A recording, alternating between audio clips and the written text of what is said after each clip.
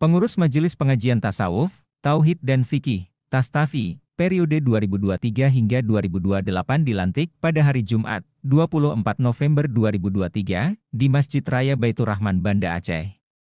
Pelantikan dilakukan oleh Abu Syekh Hasanul Basri yang akrab disapa Abu Mudi, selaku pendiri sekaligus pembina Majelis Tastafi Pusat.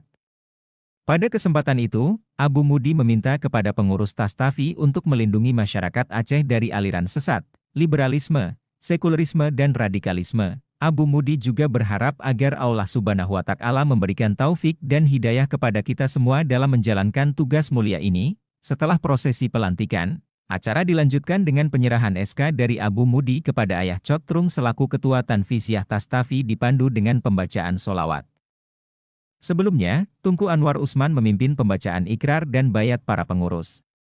Susunan pengurus Tastafi Pusat antara lain, Ketua Umum, Tunku Muhammad Amin Dawud, Sekretaris Umum Dijabat Tunku Muntasir Abdul Qadir, Bendahara Umum, Tunku Said Mahyadin. Berita selengkapnya di acehinfo.id.